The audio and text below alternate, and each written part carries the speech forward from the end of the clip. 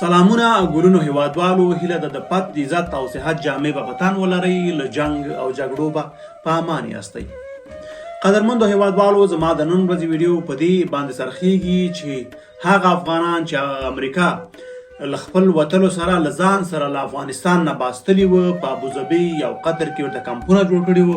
د هغوی په سرنوشت څه وسول، څه ورسره کیږي او راتلونکي به د هغوی سرنوشت څنګه وي. په دې باندې ما لږ وړه ډاکومنټري جوړه کړې ده، غواړم له تاسو سره پرې خبرې وکړم. بعضې ویډیوګانې کلیپونه به هم تاسو ته وښیم چې هلته څه حالات دي او څه مشکلات تېرېږي په افغانانو باندې. خو په هر صورت دا چې خبره نه اوږدې نه سي، لاروی له ځان سره فالو کوي، فالو له یاده مه باسئ. یو میاشت مخکې امریکا ورسره واده کړې وه چې موږ ستاسو سرنوشت په 2 اونیو کې معلوموو. هغه 2 اونۍ اوس دغه د یو نیمه میاشت تېره سوله، تر اوسه پورې هېڅ هم نه دي کړي. خلکو هلته لاریونونه شروع کړي دي، خلک هلته مریضان شوي دي، خلکو مشکلات بیخي ډېر شوي دي. اوس سلګونه افغانان بیرته خپل هیواد ته ستانه شوي دي او ویلي موږ د امریکا له خو نه تیر. هغه متل ده وایي ستا له خو مې د دوبۍ خپل سپي د در وتړه.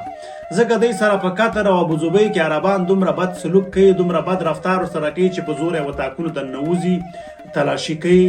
نه میرمنې په عزت او ابرو کې دي، نه بچیان په عزت او ابرو کې دي، نه خپله په عزت او ابرو کې دي. بېعزتي کېږي، کنځل ورته کوي، غږ نه شي پورته کولی، چې غږ پورته کړي ورته خوله دې بنده کړه. مافیا غوندې کسان یې ورته ساتلي دي، وهي ډبې هم. نو دغسې مشکلات هلته ډېر دي او دغه مشکلات چې دي د افغانانو بیخي له حد نه اوښتي دي.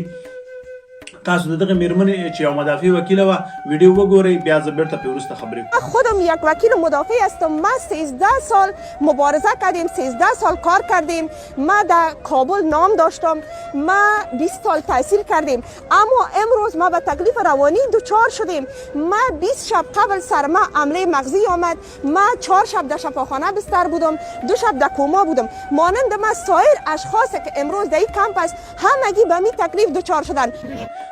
ویډیو خو به مې کتلې، دغه میرمن یې وویلې چې زه مدافع وکیله وم، خپله رواني مشکلات مې پیدا کړي دي، روغتون کې بستره شولم، څو ځله راباندې زوف راغلی، همدغسې مېړه او بچیان. دا تنها د یوې میرمنې کیسه نه ده، هلته زرګونه انسانان دي، هلته مریضان شته ده، هلته ماشومان شته ده، هلته سپین ږیري شته ده. خو په هر صورت دا چې دوی څه کړي دي نه دي کړي، دلته راغلي دي، د امریکا په تمه باندې راغلل، د ښه ژوند په لټه کې وو، دلته راغلل. اوس دوی په دغسې یو سختو مشکلاتو کې دي، داسې په یو سختو حالاتو کې دي. نه امریکا غم خوري اوس، نه اروپا غم خوري، نه بل.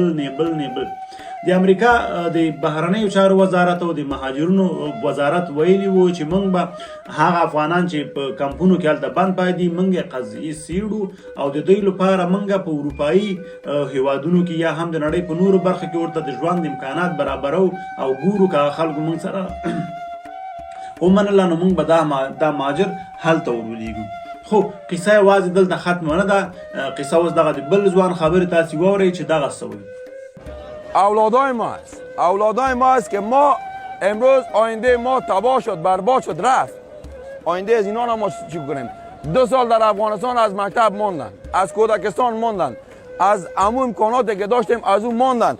امروز اینا در 2 سال از جمع برایند، در 4 سال از جمع برایند، در 5 سال از جمع برایند. یا از اینا چی خواهد جور شد؟ اینا اینجا چه رقم؟ آیا این معصوم چی گناه داره؟ چرا اینا شما بندی کردید؟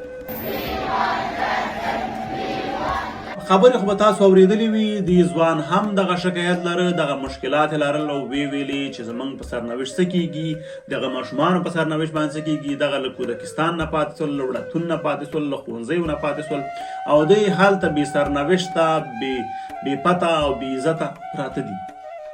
نو دغه د افغانانو حالات د دمګړۍ په قطر کې او په ابوظبي کې چې دوی هلته پراته دي، کمپونه ورته جوړ کړي دي او کمپونو کې وضعیت ډېر وخیم ده، ډېر خراب شوی ده.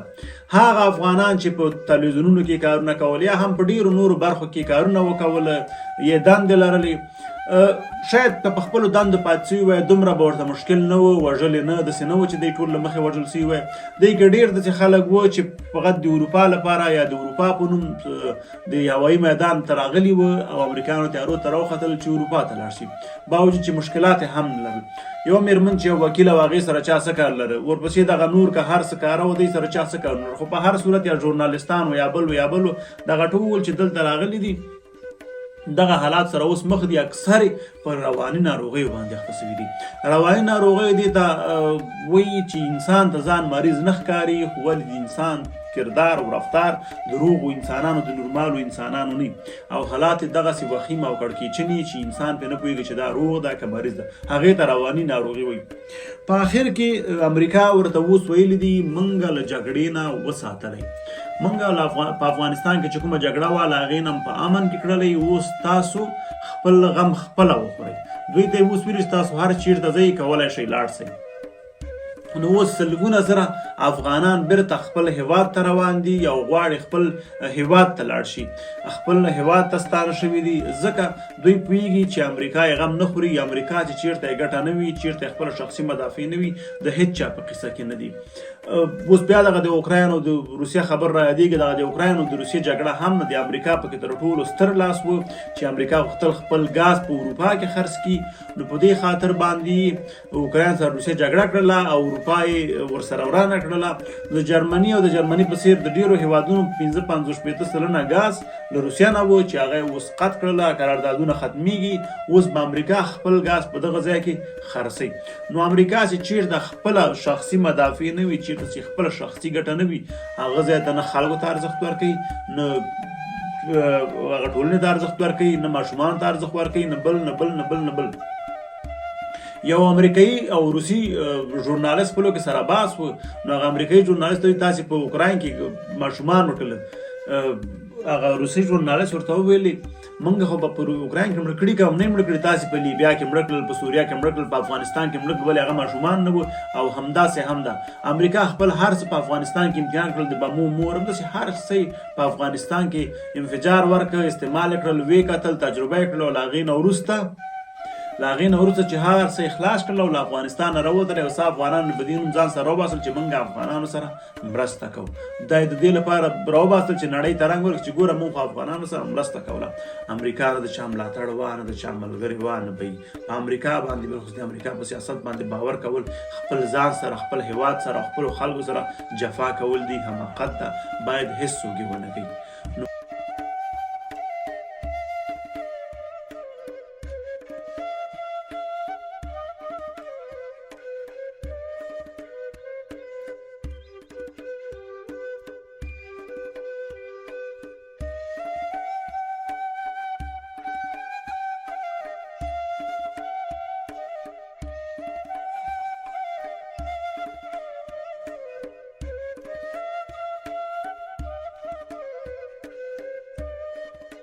نو هیله ده لاره ویل ځان سره فالو کوئ، په یو لایک او کمنټ له موږ ملاتړ وکوئ.